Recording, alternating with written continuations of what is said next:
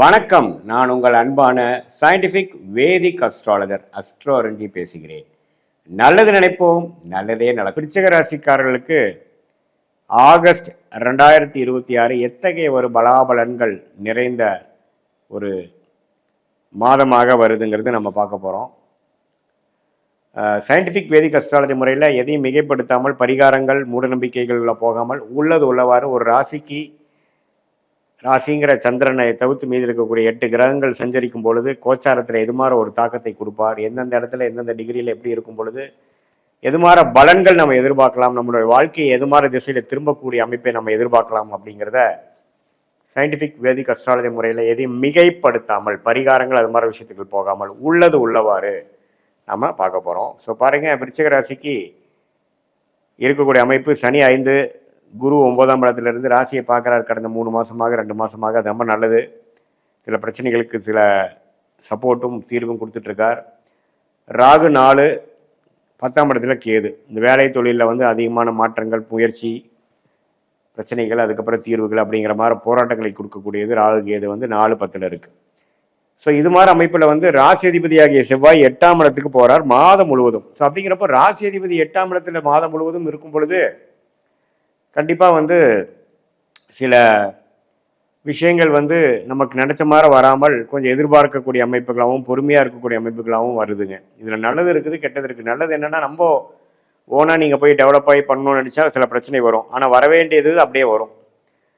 எதிர்பார்க்காத சில விஷயங்கள் நடக்கும், அதே சமயத்தில் நாம் செஞ்சு எதிர்பார்க்குற விஷயங்கள் நடக்காது. ஸோ அது மாதிரி அமைப்புகள் தான் அந்த 8ஆம் இடத்தில் இருக்கக்கூடிய பகைப்பெற்ற ராசி அதிபதி செவ்வாய் மிதுனத்தில் இருக்கிறது. அதே மாதிரி 11ஆம் இடத்துல சுக்கிரன் இருக்கிறது தப்பு இல்லை, நல்லா இருக்கு. 9ஆம் இடத்துல குருவோட சேர்றது சூரியனும் புதனும் ரெண்டுமே சேர்வது நல்லது. நிபுணத்துவம் யோகமாகி இது மாதிரி டெக்னிக்கல் துறையில் இருக்கிறவங்களுக்கு நல்ல முன்னேற்றத்தை கொடுக்கக்கூடிய மாதமாக இருக்கு. வேலை, IT, software, artificial intelligence, accounting, auditor, documentation, media துறை இதிலெல்லாம் இருக்கிறவங்களுக்குலாம் நல்ல டெவலப்மெண்ட் வரக்கூடிய ஒரு மாதமாக இருக்குது. சூரியனும் பார்த்தீங்கன்னா 9ஆம் இடத்துலேருந்து குருவோடு சேர்றதுனால அப்பா சார்ந்த விஷயங்கள், தகப்பனார் மூலமாக சில பெனிஃபிட்ஸ் வர்றது, இப்போ வர வேண்டியது இப்போ டக்குன்னு உங்களுக்கு சில இது சாதகமாக நடக்கிறது அப்படிங்கிற மாதிரி பல நல்ல விஷயங்கள் நடக்கக்கூடிய அமைப்புகளும் இருக்குது. ஸோ மாத கிரகங்களும் ஓரளவுக்கு பரவாயில்ல, ஆண்டு கிரகங்களும் ஓரளவுக்கு பரவாயில்லைங்கிறனால ஓரளவுக்கு சமாளித்து போன ஒரு வருடமாக அஷ்டமத்தில் குரு இருந்து பாதிப்பாகி எந்த ஒரு முயற்சியும் பலனளிக்க முடியாமல் இருந்த விருச்சிக ராசிக்காரர்களுக்கு ஒரு நல்ல பலனை கொடுக்கக்கூடிய ஒரு அற்புதமான ஒரு மாதமாக இந்த ஆகஸ்ட் 2026 விருச்சிக ராசிக்காரர்களுக்கு வருகிறது.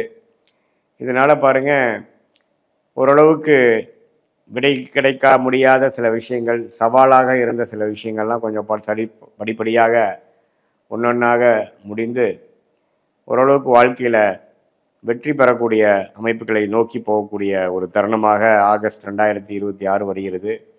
இதில் குரு உச்சமடைந்து ராசியையும் 3ஆம் இடத்தையும் 5ஆம் இடத்தில் இருக்கக்கூடிய சனி பார்க்கறதுனால அந்த குழந்தைங்கனால இது வரைக்கும் கொஞ்சம் பட்ட கஷ்டங்கள், மெனக்கெடுதல்லாம் கொஞ்சம் நீங்கி கொஞ்சம் அவங்களால கொஞ்சம் பெனிஃபிட் வரக்கூடிய அமைப்புகளும் உண்டு. இதுதான் ஓவராலாக பார்க்கும் பொழுது ஓரளவுக்கு நல்ல மாற்றங்களை நிறைந்த ஒரு மாதமாக, நம்ம முயற்சிகள் எடுத்துமா கவுத்தமான்னு பண்ணாமல் கொஞ்சம் பொறுமையாக போகக்கூடிய அமைப்புகளாகவும், வண்டி வாகனத்தில் போகும்பொழுது கேர்ஃபுல்லாக இருக்கக்கூடிய அமைப்பும் தேவைப்படக்கூடிய செவ்வாய் 8ஆம் இடத்தில் இருக்கிறனால எல்லாத்துலேயும் ஒரு நிதானம் தேவைப்படக்கூடிய ஒரு மாதமாக இருக்குங்கிறது மறந்துடக்கூடாது. இது பொதுவான பலனை தவிர உங்களுடைய ஜென்ம ஜாதகத்தில் பிறந்த தேதி, பிறந்த நேரம், பிறந்த உரை வைத்து போடும் பொழுது உங்கள் ஜாதகம் எப்படி வருது, உங்களோட லக்னம் என்ன, லக்னாதிபதி எப்படி இருக்கிறார், ஸ்தானபலம், திக்பலம், திருக்பலம் இருக்கா, அடுத்து வரக்கூடிய தசா புக்திகள் எப்படி இருக்குது, ஷார்ட் டேர்ம் எப்படி, லாங் டேர்ம் எப்படி, உங்களுடைய தசா புக்தி அந்தர சூக்ஷமம், தசையை டிவைட் பண்ணால் புக்தி, புக்தியை டிவைட் பண்ணால் அந்தரம், அந்தரத்தை டிவைட் பண்ணால் சூக்ஷமம், அந்தரம்லாம் பார்த்தீங்கன்னா மாத கணக்கு, சூக்ஷமெல்லாம் வார கணக்கில் இங்கே கேட்கக்கூடிய விடைகள், கேள்விக்கு என்ன மாதிரி விடைகள் இருக்குது, இது மாதிரி விஷயங்கள் நடக்கும், இது மாதிரி டைமில் எது நடக்கக்கூடிய அமைப்புகள் இருக்குது, கல்யாணம் எப்போ, குழந்தை பேர் எப்போ, நமக்கு வெளிநாடு வாய்ப்புகள் எப்போ, வேலை மாற்றங்கள் எப்போ, உத்தியோக உயர்வு எப்போ, பிஸ்னஸில் டெவலப்மெண்ட் எப்போ பிஸ்னஸ் ஆரம்பிப்போம், எப்போ இடம் வாங்குவோம், எப்போ வீடு வாங்குவோம், இது மாதிரி பல கேள்விகள் நம்மளுடைய ஜாதகத்து அடிப்படையில் நமக்கு எண்ணங்கள் இருக்கும் பொழுது அது எந்த மாதிரி தருணத்தில் கோச்சார அடிப்படையிலையும் ஒன்றா வருது, அதே சமயத்தில் துல்லியமாக உங்கள் தசாபுக்தி இடத்தையும் ஒன்று சேர்ந்து எப்போ நமக்கு கனெக்ட் ஆகுதுங்கிறத பார்க்கும் பொழுது அது மாதிரி தருணத்தில் அது மாதிரி பிளான் பண்ணி பண்ணும் பொழுது எளிதில் நம்ம வாழ்க்கையில் எந்த ஒரு தவறான ஒரு டெசிஷன் இல்லாமல் எதிர்நீச்சல் போடாமல் வாழ்க்கையில் எளிதில் வெற்றி பெற முடியும் என்பதை சொல்ல விரும்புகிறேன். அதே சமயத்தில் பார்த்தீங்கன்னா உங்களுடைய பெஸ்ட்டான பிளானட் என்ன, ஃபார்ச்சுனேட்டான பிளானட் என்ன, அதே சமயத்தில் உங்களுக்கு கர்மா என்ன சொல்லுது, வேலையில் ஜெயிப்பீங்களா, தொழிலில் ஜெயிப்பீங்களா, அல்லது கல்யாணம் மூலமாக நல்ல பலன்கள் வருதா, அல்லது கல்யாணம் லேட்டாக பண்ணிக்கிறது நல்லதா, அப்புறம் உங்களுடைய துறை என்ன, அரசியல் சார்ந்த துறையா, மீடியா துறையா, அல்லது எழுத்து வடிவத்தில் வரக்கூடியதா, கம்ப்யூட்டர் பேஸ்டா, சாஃப்ட்வேரா, அல்லது அதில் ஹார்ட்வேர் பேஸ் பண்ணி போக அமைப்பா, அல்லது medical related real estate civil construction அது மாதிரி போகுதா, எது மாதிரி அமைப்புகள் நமக்கு ஓரளவுக்கு நன்றாக இருக்கிறதுங்கிறது நம்மளுடைய ஜாதகத்தில் நடக்கக்கூடிய அமைப்பு. அந்த 9 கிரகம் 12 கட்டத்தில் 27 நட்சத்திரத்தில் எப்படி படர்ந்துருக்கு டிகிரி அடிப்படையில் துல்லியமாக பார்த்து நம்ம சொன்ன இப்போ கோச்சார அடிப்படையில் சொன்ன பலன்களும் இப்போ உங்களோட துல்லியமான பலன்களும் சேர்த்து வைத்து பார்க்கும் பொழுது இன்னுமே